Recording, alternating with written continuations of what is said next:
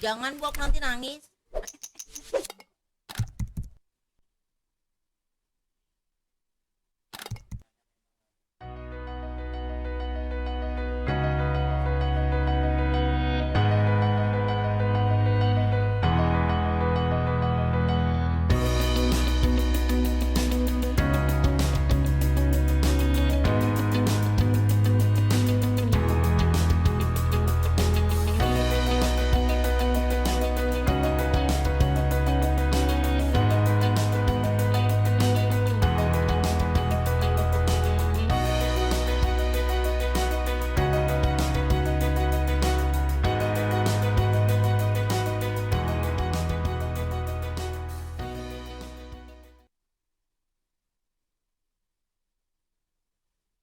Assalamualaikum warahmatullahi wabarakatuh. Allahumma shalli ala Sayyidina Muhammad wa ala ali Sayyidina Muhammad. Apa kabar anak-anakku? Sehat? Alhamdulillah. Ingat pesan daripada cegah COVID untuk patuh pada prokes, yaitu menggunakan masker, jaga jarak, cuci tangan, stay at home, dan kurangi kerumunan, ya. Dan alhamdulillah Balikpapan kini sudah PKM 2 dan akan mendekati kepada pertemuan tatap muka insya Allah ke depannya. Anak-anakku, hari ini kita belajar bab 2 PKN, judul yaitu Sistem Dinamika Demokrasi Pancasila. Ya, mungkin ada anak-anakku yang belum kenal dengan Ibu Eko selama ini, karena selama ini kita jarang tatap muka langsung, walaupun juga sudah Zoom. Nah, inilah Bu Eko ya, ngajar PKN kelas 12, IPA IPS, dan kelas 11 di SMA Negeri 3 Balikpapan. Tambahan, Ibu membina ekskul PMR, juga membina UKS, juga ditambah pelatih pramuka ya. Nah, itu hanya sekedar hobi ya anak-anakku. Kepada anak-anak yang ingin bergabung dalam pramuka dan PMR, silahkan bergabung dengan teman-teman kalian.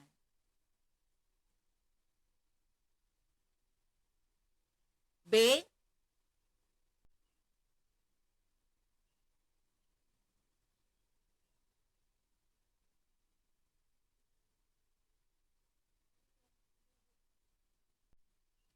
B. Dinamika penerapan demokrasi Pancasila. Baik, jadi dalam dinamika demokrasi Pancasila itu kita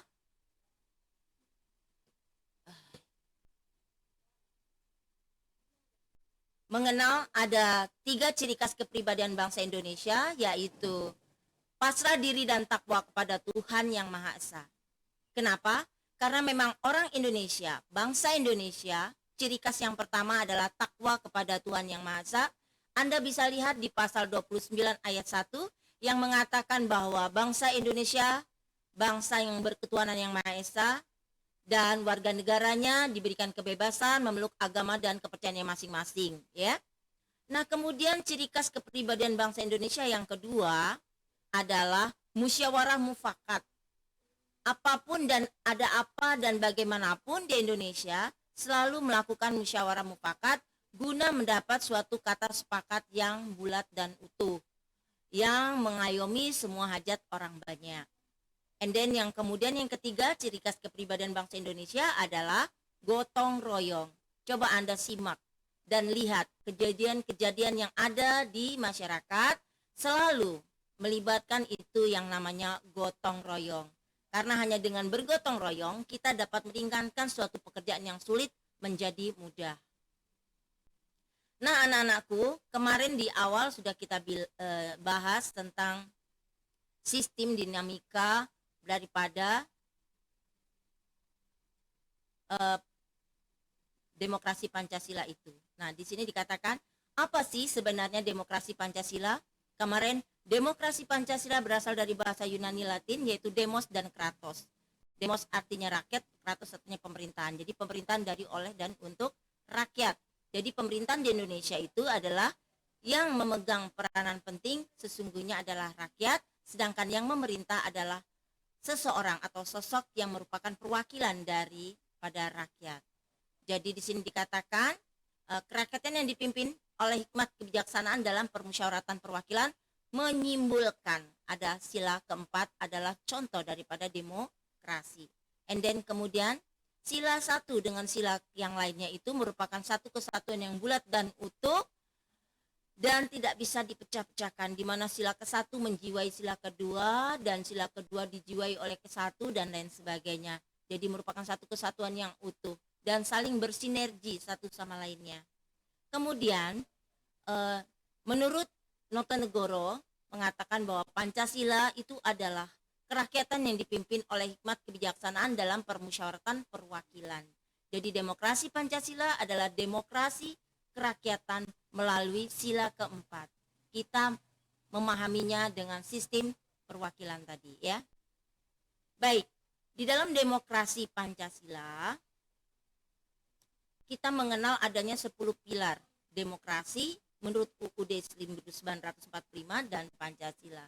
Yang pertama tadi adalah demokrasi yang berketuhanan yang Maha Esa. Artinya apa? Suatu demokrasi yang selalu melihat kepada nilai-nilai agama. Jadi, pasti demokrasi Pancasila ini adalah demokrasi yang sangat memperhatikan nilai-nilai ketuhanan tadi. And then kemudian yang kedua, demokrasi Pancasila adalah demokrasi yang berkecerdasan. Artinya apa? Ya, dalam melaksanakan pemerintahan ini, dalam demokrasi Pancasila, kita menggunakan tentunya kecerdasan dalam memerintah. Itu memang target. Siapa yang tidak ingin cerdas dan pandai dalam mencapai tujuannya, ya? Kemudian yang ketiga, demokrasi yang berkedaulatan rakyat. Artinya sesungguhnya kedaulatan itu memang ada di tangan rakyat, hanya dilaksanakan oleh presiden sebagai wakil. Kita pilih seseorang yang menurut kita adalah yang menghumble, yang mewakili kita semua. Dialah presiden. And then kemudian yang keempat, rule of law. Demokrasi yang rule of law berdasarkan hukum. Ya, Indonesia adalah negara hukum, restat dan bukan mastat, bukan berdasarkan pada kekuasaan belaka, sehingga kita harus patuh pada hukum yang berlaku di Indonesia.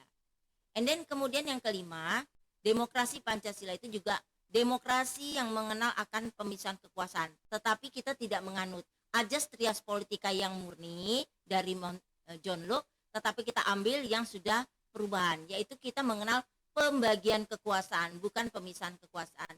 Karena antara pembagian dan pemisahan itu beda.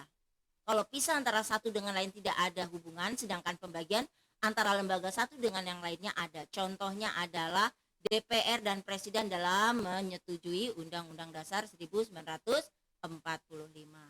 And then kemudian yang keenam, demokrasi Pancasila adalah demokrasi yang berhak ajasi manusia. Iya, Anda sudah tahu semua bahwa hak kita diatur dalam pasal 27 hingga pasal 34 ya anak-anakku, sehingga sebagai warga negara Anda harus mempelajari hal itu. Apa aja tentang pasal 27? Yaitu menjunjung tinggi hukum dan pemerintahan. Pasal 28 tentang mengeluarkan pendapat dan berorganisasi. Kemudian pasal 29-nya beragama, pasal 30-nya bela negara, 31-nya tentang pendidikan, 32-nya tentang kebudayaan, dan 33-nya tentang ekonomi, dan 34-nya tentang sosial. Begitu ya. Nah, jadi itulah tadi demokrasi berdasarkan HAM. Insya Allah di negara yang menjunjung hak ajasi manusia, hak ajasi manusia seseorang itu dihargai. Nah, kemudian yang ketujuh, demokrasi yang memiliki pengadilan yang merdeka. Artinya apa itu pengadilan yang merdeka? Tidak memihak kepada satu orang pun. Misalnya seseorang itu berpengaruh dan berkuasa, kita tidak melihat ke situnya, tetapi kita berpijak kepada kebenaran ya. berpijak pada kebenaran. Saya ulang, saya berpijak kepada kebenaran. Misalnya seorang hakim tuh ya, kakinya yang kanan satu surga, yang satu kiri neraka. Artinya apa? Jika salah mengambil keputusan, maka akan fatal. Namun jika benar mengambil keputusan adalah baik. Maaf, saya bicara begini supaya kita lebih berhati-hati kita dalam bekerja. Kemudian yang berikutnya adalah demokrasi yang otonomi daerah. Kita tahu di pasal 18 bahwa kebebasan berotonomi daerah diberikan kesempatan kepada daerah untuk mengembangkan daerahnya masing-masing, sehingga tidak memungkinkan bagi suatu daerah akan lebih hebat dari daerah lainnya. Contoh Balikpapan, sampai-sampai Balikpapan pun sudah dilirik untuk menjadi ibu kota negara ya, tapi bukan Balikpapan yang maksud saya, Kaltim. Sedangkan ibu kota Balikpapan dilirik menjadi ibu kota provinsi, begitu saya pernah baca di slide. Kemudian hal itulah yang membuat kenapa otonomi daerah, masing-masing daerah saling berlomba. Karena ingin menaikkan potensi di daerahnya masing-masing, so pasti dengan potensi daerahnya naik, kesejahteraan di daerah itu pun akan naik dan bagus. Kemudian yang ke-9, demokrasi yang berkemakmuran. Artinya apa? Bahwa di sini target kita adalah memakmurkan rakyat, bangsa dan negara. Dalam bekerja kita targetnya adalah tentu makmur ya nak ya. Jadi seperti bunyi daripada tujuan nasional Indonesia. Kemudian yang terakhir adalah berkeadilan sosial. Maksudnya apa dan bagaimana? Ya, jangan pembangunan itu hanya melulu di Jawa, tetapi harus berkeadilan merata ke seluruh tanah air. Contoh mengapa sampai ada masukan kenapa ibu kota negara akan pindah ke Kalimantan Timur, dikarenakan itu tadi, Kalimantan itu tanahnya luas, penduduknya jarang, sedangkan di Jawa sudah padat, pembangunannya padat, penduduknya juga padat, sehingga tidak bisa lagi untuk berkembang. Jadi sangat pas sekali dengan dipindahnya nanti IKN ke Kalimantan Timur khususnya, maka akan terjadi peluasan dan perkembangan Indonesia ke depannya. Alhamdulillah Kalimantan Timur sekarang khususnya sudah ada jalan tol ya. Berikutnya lagi nanti insya Allah kita doakan yaitu rel kereta api yang sudah dicanangkan. Karena sudah banyak pelajar-pelajar kita yang sudah dikirim ke Rusia untuk belajar tentang perkereta apian tersebut. Demikianlah materi Ibu hari ini, dan kepada kalian saya himbau yang belum mengumpul tugas harap mengumpul ya. Wassalamualaikum warahmatullahi wabarakatuh.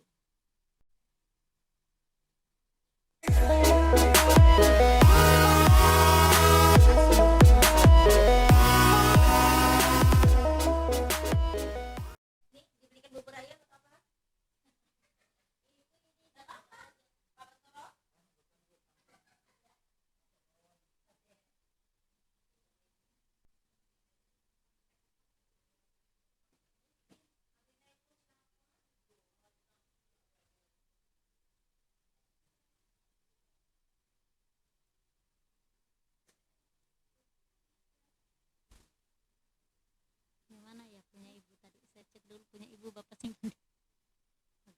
Agak di IG keluar aja kali. Mau lihat PPT ibu tadi nah ya disimpan bapak.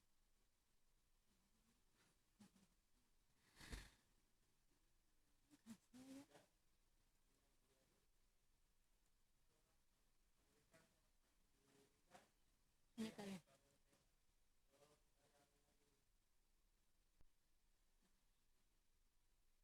Punya bapaknya sih bu, agak mana ya ini kali yang kayak ada animasinya. Kontrol A nan Animasi pak ya? Permisi Bu. Oke, Buka dengan transisi dia pakai BPS langsung dibuka toh. ya. Nah punya ini kan Iya pak. Di buka dengan open wide. Nah, karena banyak programnya. Ini enable editing. Yes, enable editing. Oke, Ctrl A. Start, Ctrl A.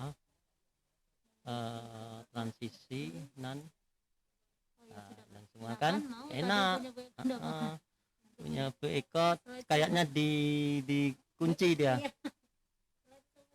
Nah, langsung kan Bu?